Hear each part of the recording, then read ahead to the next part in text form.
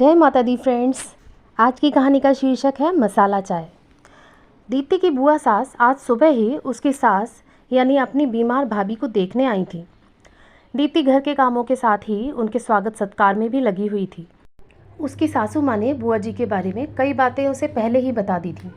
जैसे बुआ जी को मसाला चाय बहुत पसंद है, दिन में 7-8 कप पीती हैं।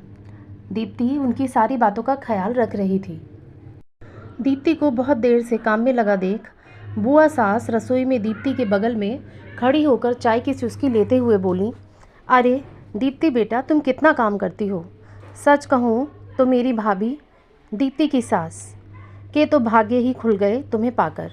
दीप्ति माथे से पसीने की बूंदें पोंछती हुई मुस्कुराकर केवल जी बुआ जी बोली।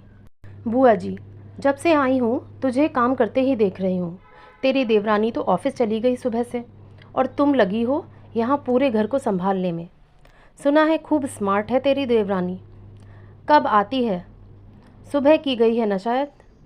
दीप्ति मुस्कुराते हुए बोली, जी बुआ जी, आने वाली होगी। वो 4 बजे आती है। तभी दरवाजे की घंटी बजी और मुस्कुराती हुई प्रीति अंदर आई। दीप्ति, प्रीति तुम हाथ धोकर फ्रेश हो जाओ, तब तक मैं तुम्हारे लिए चाय और स्नैक्स लेकर आती हूँ। बुआ सास ये सब कुछ देखकर बड़ी अचरज में पड़ गई थी। दीप्ति पर उनकी मसालेदार बातों का कोई भी प्रभाव नहीं पड़ा था। प्रीति चाय की चुस्की लेती दीप्ति से बोली, दीदी अब आप जाइए अपने रूम में और अपना काम कीजिए। रात का खाना वगैरह अब सब मैं देख लूँगी। दीप्ति, ओके प्रीति, पर कल राहुल का इंग्लिश का। दीप्ति को बीच में ही टोकती प्रीति बोली, अरे दीदी डोंट वरी, मैं उसकी स्कूल डायरी में सब देख लेती हूँ। मुझे पता है कल राहुल का इंग्लिश का एग्ज़ाम है, मैं उसे पढ़ा दूँगी। अब आप बेफिक्र होकर जाइए। दीप्ति अपने रूम में चली गई। यहाँ बुआ जी कुछ समझ ही नहीं पा रही थी कि ये चल क्या रहा है दोनों बहुओं के बीच। आखिरकार बुआ जी ने प्रीति से पूछ ही लिया, प्रीति दीप्ति कौन सा काम करने गई अपने रूम में? प्रीति, बुआ जी दीदी ऑनलाइन डांस क्लास लेती हैं। माँ जी की तबीयत ठीक नहीं रहती, इसलिए हर समय एक न एक को उनके पास होना ही चाहिए। ऐसे में हम दोनों ने एक उपाय निकाला है कि सुबह 9 बजे से शाम 4 बजे तक दीदी माँ जी और घर को संभालेंगी और शाम 4 के बाद मैं।